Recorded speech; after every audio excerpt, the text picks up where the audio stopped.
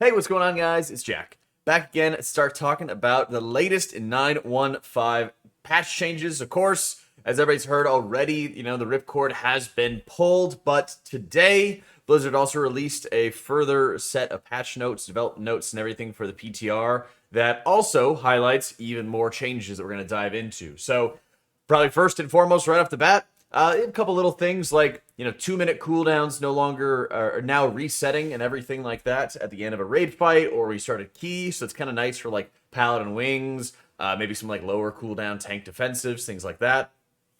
They're going to be able to use before the fight starts, which is awesome. And you don't have to sit there and wait for, Paladin's wings to come back or have them feel crappy about that. If you power infuse somebody as a priest, it'll reset with you there, which is awesome. You could also probably like pre-power infuse people before you go into like a dungeon, which would work as well too. But also, the big thing is that the AoE cap is like mostly sort of dead. They have made it so that the abilities are no longer maximum target capped and instead deal reduced damage beyond 5 targets, which is what a lot of other AoE abilities have been doing already. But there's just very arbitrary rules around who was and who wasn't going to be getting that sort of privilege, right? So, with the launch of Shadowlands, devs are saying we reduced the maximum number of targets that several abilities could hit, specifically to address a few gameplay problems related to pulling a large number of enemies in dungeons. Players often refer to these changes as the AoE target cap. Our intention was to reduce the effectiveness of burst AoE against large counts, 15 to 20 enemies, while also increasing their effectiveness against fewer targets, like 3 to 5. Communicated that strength clearly in the tooltips.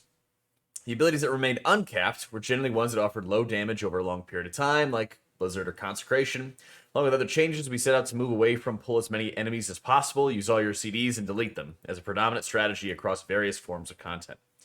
So, this is something that they've talked about in the past, but there's only so many, ways that they're going to be able to prevent people from mass pulling, right?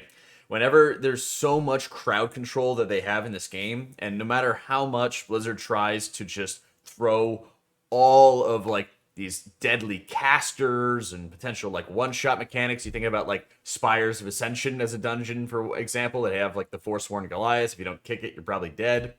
But you also have a lot of smaller kicks that you have to worry about, whether it's heals, whether it's just single target damage, whether it's dispellable dot debuffs that you have to worry about. They're everywhere.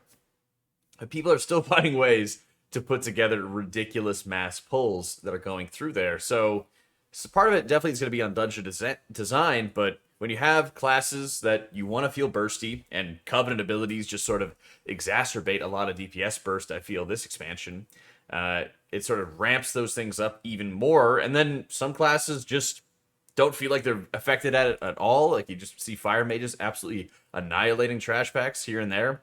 But then other classes are just, for some reason, capped out and they can't do diddly squat in the pulls that you have to do in order to time the dungeons. So, kind of weird in that regard, but hey, they received a lot of feedback. These abilities are not hitting enemies in their range, creates a field problem for WoW combat, but is also an issue for trivial encounters like legacy content. So it's a nice little bit of hardcore and casual players teaming up onto this one. So, yes, they're getting rid of that strict AoE target cap, and then everything's going to kind of just reduce damage over time. So that you're still not quite able to do what they're talking about. But honestly, it's been something that's been around for such a long time when it comes to how dungeons are pulled, how you have to work off of them. I mean, we've been playing some Final Fantasy lately, and people just do that as much as they possibly can. You'll basically enter into one zone, and it'll be sort of like a hard shift. You are on this floor, sort of like how Torghast, you have to go up the stairs, and it sort of instants you into another floor.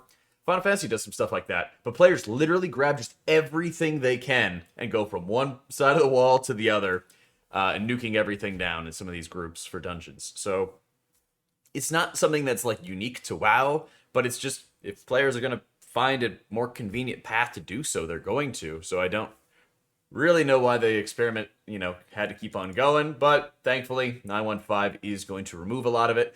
Of course, there's a whole list of the abilities, and we'll make sure we have this linked, of course, in the description below if you want to check it out. But there is a lot. You got things like Frost Scythe, Bursting Swords, Havoc's got Blade Dance, even some of the Soul Cleave from tanks, for example, that they don't have to worry about. Honorable mention, of course, goes to Barrage. So now your hunters are going to be able to pull the entirety of the dungeon again with Barrage. Love that. Frost little cousins, Arcane, or sorry, Fire's little cousins, Arcane and Frost, of course, getting some target caps removed for them. Uh, Unfortunately, Spinning Crane Kick did not get its AoE cap reduced, but I mean, it makes sense because Windwalker's kind of stupid right now, but it's kind of annoying as a Mistweaver monk. Then my Spinning Crane Kick still does just terrible, terrible damage. But story of Mistweaver's life doing bad damage because they have to nerf Windwalker's abilities, you know? Kind of just story of their life. Storm Melee for Elemental Shaman, and of course, Warrior has a lot of different abilities that are, of course, getting their AoE target caps removed, so that's going to be sick. Also, notable to mention, going on to this one, is that a lot of Covenant abilities are getting either their damage reduced or having, their effects from the conduits themselves increased rather than just buffing the abilities on their own. So they are going through a lot of these to be able to make sure that many of them are getting buffed. With the Covenant swaps and with how well like Venthyr Mistweaver has been doing lately, there's a lot of speculation that Venthyr Mistweaver could get nerfed. But then I see that the Way of the Fae for the Night Fae conduit's getting increased by 100%. So I wonder if Mistweavers are just going to go like full-time invoke Red Crane and then just go off Way of the Fae and they'll be totally fine in terms of mana expenditure. I'm kind of curious to see if they could do that. Also, honorable mention to the Necrolord conduit for Holy Paladins. Damage effect getting increased by 400%. Because of course it did. Alright, and, Blessing of Seasons for the Night Fae ability, having their effects increased and everything. Those are always going to be funny to see if anybody's actually going to get rid of Ashen Hollow. But so far, what we've seen is no Ashen Hollow nerfs. The Necrolord Conduit for Priest, for example, getting their damage and healing effect boosted as well. Divine Star, we were kind of just talking about how good Divine Star's been for dungeons when I've been doing high keys as Holy Priest. That, of course, is getting its damage buffed, as is the damage buff for Discipline, but that's really inconsequential, I would say. Discipline, a lot of head scratchers on this one. One of my big complaints with the spec going into this expansion and just kind of continuing through this expansion is very heavy talent sort of stagnation that you have going on. And then they buff Contrition by like a flat amount, and nobody wants to use Defensive Penance at all. It just sucks, right? It just feels bad to use. It doesn't heal for anything. Same thing with like Shadow Covenant, locking yourself out of holy spells, so you basically just cast Shadow Covenant and you start spamming Shadow Mends. Like, oh, yay, kind of wonderful. Nothing too great. Don't really understand all that stuff that they have going on. So, hopefully we'll see some better class changes coming around the corner. But we'll see. Other big notes, as I'm sure everybody's seen before, players reach a high Covenant or Renown threshold, whatever that's supposed to be, will be able to freely switch among any of the 4 Covenants without cooldown or restriction, as well as use cosmetics that they've earned from one Covenant, even if they're a member of a different one.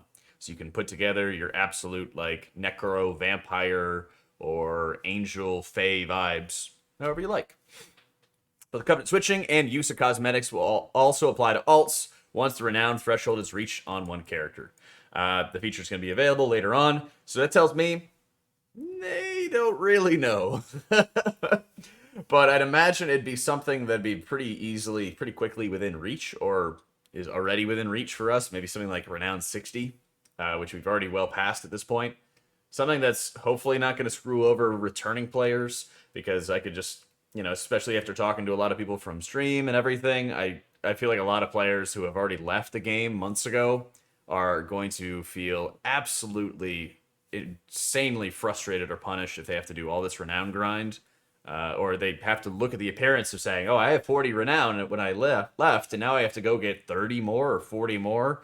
I don't think that's going to happen. I hope not, at least. Knock on wood, right? I think it's just going to make a lot of returning players more frustrated, but we'll see. Conduit Energy, also finally getting removed. And once again, these two pieces are like huge, I think, for healers. I mean, priests especially. Whenever I have people come into the stream and they're saying, hey, I'm like a Necrolord or Night Fae Shadow Priest main, and I want to play Disc and Raid. Like, what do you think about that? I'm like, well, it's probably not going to go well for you, and you're going to have a terrible time, right? So, huzzah that they can actually swap Covenants, and they'll probably have to level up the Renown and the other Covenants that they haven't actually touched before, which is kind of annoying. But, hey, at least they'll be able to work on that a little bit in between like raid nights or something like that, so they can finally get it up to snuff. So huzzah for that. Counter energy, also just being able to swap around. I basically set up my own like personal soul binds so that I would just never run out. And as long as I was doing prog, then, you know, yeah, I had no problem burning whatever conduit energy I needed to. But if I was going to be going into farm content and I was saying, okay, I'm fine with having, you know, a suboptimal covenant if it means that I just don't have to get locked out of playing one thing at a specific point in time. So now I'll actually be able to think a little bit more about them. And I know it's been ridiculously frustrating for DPS who are, you know, always trying to be blasting at 100% value. So thank freaking goodness that conduit energy's gone, man. Absolutely love it. Playing Shadowlands or Korthia Covenant campaign on any character allows alternate characters joining that same covenant to be eligible to receive the renown associated with that campaign from all available catch-up sources. Yes! So, once again, completing a Shadowlands campaign on any character allows alternate characters joining the same covenant to immediately unlock third soulbind, and yay, new covenant toys. So, giga fast renown catch-up. Don't have to worry about those Covenant campaign quests. I mean, for me personally, I was going on my 4th or 5th time going through the Venthyr campaign when I was working on my Mistweaver, and I just, like, couldn't bring myself to unlock Draven. I was just so tired of it. And I said, you know what? We're all running Theatar anyway. Wonderful. I'm just going to roll with that, and we're just going to call it good and just work on the rest of my renown from there. Because that stuff is just, it just drags on you. Honestly, like, there's only so many times that I can, like, worry about doing the same quests over and over and over again. And I feel like a lot of that is built off the back where, you know, a lot of those problems are built off the back that we didn't really get a ton of time to test or experiment swapping and moving around your covenants when it came to beta. You know, we barely even knew the process of swapping covenants until the game was like almost out. So when we were looking at, okay, yeah, it's going to feel really punishing for swapping covenants, it seemed like it was just kind of hashed together really quickly, and we're like, well, what is this exactly going to mean, you know? And maybe that's how, you know, Blizzard's just putting in the order of which, like, the content you're supposed to be testing. But if you think about it, Shards of Domination and Covenants in general kind of had the same thing in common, where they appear really late in the beta or PTR cycle, and then people will rush to give feedback and experiment and figure it out. And then they just get added into the game, same as they were before, and then later on, they get tons of changes, you know? Think about Shards of Domination. They only appeared in PTR after all of the raid testing was over. Like, we literally tested all the Heroic, all the Mythic, figured out all the bosses, and then they added into it. And so it only worked in the Maw, or Korthia, of course. And so what do? We literally just put down some, like, turnip training dummies and just started wailing on them to figure out, oh, okay, let's see how this thing actually works. Let's see how that thing actually works, right? And then some of them didn't even work properly. Like, the Winds of Winter wasn't actually proccing correctly off some abilities, right? The Unholy bonus was just way better than everything else. So in a lot of cases, some people were burning Stygian Embers to upgrade items that then later got nerfed or other things got buffed over top of it, and then they just wasted their Embers in the process, and they feel terrible off of it, right? So the later that a lot of things appear in PTR, and I'd say Azerite was probably the same way for BFA's beta, right? The later that these things appear, and the more challenging that they are to actually test. I mean, for BFA, we literally had to go through the once-a-day Mythic Zeros of each dungeon to try to put together enough Azerite gear to actually test it and figure out what was going on with it and how it works, right? At least they set up some daily reset for the Mythic Zeros for us to do. But still, it was just every single day just to try to put together the pieces that we wanted to experiment with them at all, right? I mean, we see it with trinkets a lot of times too. Thankfully, this time around, you know, they did let us actually test the trinkets on our own while we were raid testing for most of it. But you still have some trinkets like the Kel'Thuzad Silver Bell that, like, the cat that it spawns doesn't even actually appear as you're healing, or it didn't for a very long time, right? There's kind of just a ton of, like, head scratchers that go on throughout it. So we'll see. For those of you that are actually looking for building up any of your Sanctums and everything, all players now have the 20 redeemed souls version of the weekly quest. It used to be that you'd have like 5, then 10, then 15, then 20 as you upgraded your soul catcher, which made try to actually put together your buildings such a pain in the ass as you swap covenants. So that's still going to be a problem, and this is the only way that you're going to be able to get those. You're going to have pretty much limitless anima at your disposal, and you're going to have a 200,000 anima reservoir at your disposal, but every single time you just got to grind out 20 redeemed souls, and you can just repeat the quest over and over and over again just to be able to work off of it. One benefit might be if like the Kyrian assault is up, whatever assault is up will have a portal that'll take you to that Covenant Sanctum if you're aligned with them. So like if you're a Kyrian like I am, and the Kyrian assault's up, you can have a portal that'll take you back and forth. So that could be a good way to repeat the quests. You just go down with the quest, grab 20, take the portal, come back. But it's still really monotonous and really redundant, I think, at this point in the expansion, that's what you have to do to be able to build up your rank 2, rank 3 buildings. So something to think about. That would definitely be an area that I would care about a lot more if I cared more about the buildings, but so far I've just kind of skipped a lot of that stuff.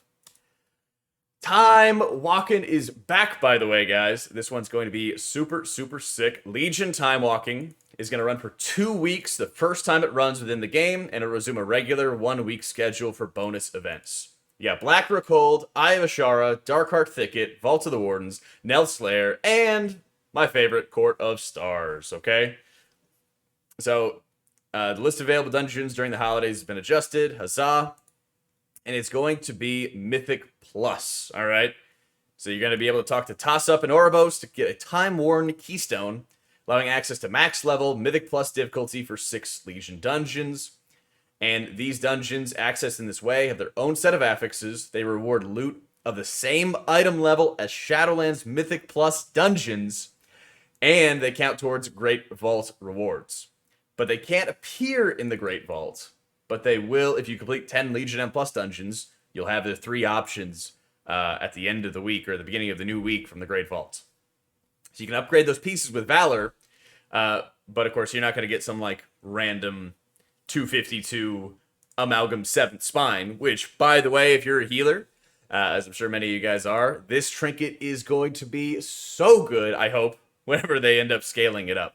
It's basically your direct heals will apply this Fragile Echo for 6 seconds, and when it expires, it restores mana. And if we just click on it right here, if you wanted to see what it works for Druids, your Healing Touch and Regrowth. For Mistweaver, Effuse. I wonder if that's going to be Vivify and Enveloping Mist, probably. Holy Paladin, Holy Light and Flash. Holy Priest, Heal and Flash Heal. Very, very nice. Disc Priest, Shadow Mend, and Power Word Shield. Very nice. And Resto Shaman, Healing Wave, Healing Surge. You know, if they use it enough, it's been a while. It's been a little while. But hey, they got plenty of Riptides, right? So, if you're one of those classes, especially for Priest, Amalgam 7 Spine is going to be one of those great trinkets. And I'm sure, just like they always do with Timewalking, there's going to be some trinkets that are just going to be straight busted, at least for a little while. So this is definitely, whenever they announce it, whenever the 2-week period is going to come up, this is going to be an event that you absolutely want to get. Not only to feel good in Sanctum of Domination, as it still goes on, but also, there's going to be a regular schedule that they said to Legion Timewalking. But we don't know if we're going to have more opportunities or how many more opportunities that we're going to be able to have to do Legion Timewalking when the next tier rolls around, right? So getting something like Amalgam 7th Spine could potentially be a ridiculously busted trinket for us to go after, especially since you could upgrade it to 246 or 242, whatever it is. And then you'd be able to have something like that as you start whatever the 8.2 rate is supposed to be. So think about it that way, as it could be a very brief period that you could get something that could last you an extremely long time in terms of loot value, right? Very, very nice. A couple other updates. Yeah, you can go do your solo island expeditions. There's been a couple different things. You could go after some of the, the Breaching the Tomb on one character to begin the Legion class mount quests and everything like that. Balance power, etc. Yay. For some people going after their alts and everything like that. You got a couple other fast travel locations that are going to be coming up. But some of the big things that I wanted to talk about are not PvP, sorry, but are going to be rune carving. 100% refund on any soul ash or soul cinders that were spent to create an item. So if you have any just bad legendaries or legendaries you don't really use anymore, or if you're swapping covenants all the time, and let's say that, you're playing a priest and you like using the Kyrian Covenant Legendary and you want to try Necro and try the Necro Covenant Legendary, well, you could also just scrap your Kyrian Covenant Legendary and make a Necro Lord Covenant Legendary. And once you scrap it, you get all your Soul Ash, all your Soul Cinders back. The only problem is you then have to go buy a rank 6 again. And the rank 6 prices are still really high, especially for a lot of bros who are on pretty dead servers. So that's kind of something to consider as well, is that you'd have to go buy that item again, buy those missives again, and those things can still be kind of expensive depending on where you're playing at, you know? Nice thing though for alts, rune carving recipes are finally at 100% drop chance. I don't know why they weren't in the past, but I can't tell you how many people were coming to me and asking, oh yeah, is, you know, this going to be 100% drop? Is this 100% drop from that dungeon or this dungeon or whatever? But finally, they're going to. So huzzah for that. Then a couple updates, of course, for like leveling and using Torghast and everything and getting more Soul Ash updates and everything that are going to be kind of nice. Updated gamepad compatibility, touchpad, all those other good things for accessibility that we like. But the last thing that I wanted to cover, guys, is group finder improvements. Whenever you are searching, you're going to be able to search a specific numerical range of keys, which is going to be cool. So if you wanted to just get, you know, a 5 to a 9 on your alt or something like that, you could do that. You can also autofill group finder information based off the keystone. So if you have a, you know, 15 Halls of Atonement, you can kind of just stick it in there. It'll automatically create it for you. But what the most significant thing is that you can now set minimum Mythic Plus or PvP rating requirements for applicants. Meaning, instead of having an item level basis, you could set a requirement based off of other people's Mythic Plus score. So if you only want people over 2k Mythic Plus rating, you could set it that way. Now, I don't know if that's going to mean account-wide or if that's going to mean player-based. I can tell you that I'm like 2,800 or something on my priest, but I'm still like 17 or 1,800 on my monk. Like, I haven't even finished Keystone Master on my monk. So even though the character is 245, 246, and could do the dungeon no problem, right? That's gonna be kind of a weird thing. One of the things that already sort of happened a lot when putting together like pug groups is they would just put whoever had the highest score in charge of the group to attract better applicants. And now it seems like they're probably just going to do the same thing there, just to exclude anybody that's lower than them.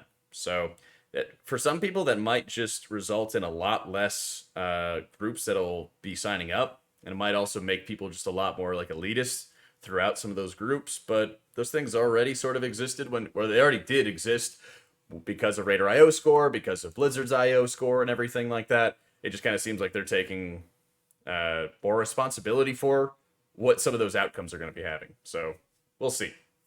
This is also a very small blurb at the very end, but reporters will receive a message when their report results in action being taken. The offenders will receive a message of any current and future penalties if their behavior is not corrected. We were kind of talking about it a lot with Final Fantasy when I've been kind of dipping into that game, that there's a lot of heavy enforcement of the rules in that game, no matter what. But we haven't really seen as much of a crackdown coming on in WoW.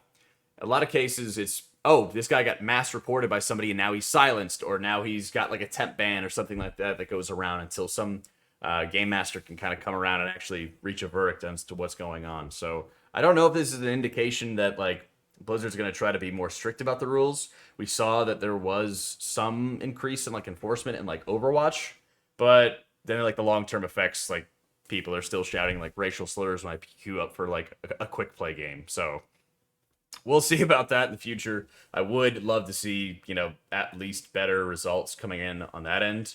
And part of it's also just sort of a cultural thing, you know, people are freaking out and being exclusive and everything like that, and like leveling dungeons as we go on in WoW and expecting people to know the polls and know what they need to be doing before they've ever even encountered this content before. So I'm hoping that some of the customizations, you can set expectations for the groups, be able to make things more casual or new player friendly or something like that could help a lot with that. But like I said, it's all about the execution at the end of the day, and we got to be able to see those results. But let me know what you guys think. This is kind of just a quick recap and everything like that. Didn't have time to cover every single little item that's going on to it, but I wanted to cover what the biggest things to me. Overall, from like a long-term perspective, I'm like glad that 915 is bringing about these changes instead of waiting for 9.2 or 9.3 like we've had to over many years of playing this game. But I think that the player base is just increasingly becoming less and less patient for those things. Maybe because we're all more connected. You know, maybe because we've had so many years of like, okay, well, we got to deal with, you know, new expansion, yay. But then it's a year of a slog. And then the last year of the expansions when everything starts getting cool. You know, I'm not sure how much patience a lot of players are going to be having for that long term. And I feel like over time, the more challenging and punishing they start making the beginning of expansions for players to stick with, especially when they want to re-roll, especially when they want to change up something about their class or their spec, and then it just seems to have a wall in front of them, you start losing those people, and they start going off into something that's going to be less stressful, both socially, you know, and you're not feeling like you're getting the boot from groups or something like that because you're playing some off-meta spec or the wrong covenant for your spec or something like that, right? But also something that's not going to require so much maintenance for them to be able to maintain. Oh, got to log on every week. Got to make sure I'm doing my assaults and catching up on my renown and the storyline. Okay, the meta shifted from this to this, and now I need to regrind it. It could be exhausting, especially for players that are not having all the time in the world, like a streamer like myself or hardcore players would be able to have, right? So here's hoping 915 is going to be adding some more improvements and everything. Master Looter would be really nice to be able to have access to. And I hope that we start hearing at least some rumblings about what the future for like the raid tier and Mythic Plus affixes and everything are going to be for the future as well. Thank you so much for watching, guys. Hope you all enjoyed it. Let me know what you guys think about the new patch and everything like that in the comments down below. Otherwise, hit me up on Discord as well. And check out the live stream as we're going to be doing a bunch of big M Plus keys over the next week or two. All right? Have a great night. Take it easy, guys.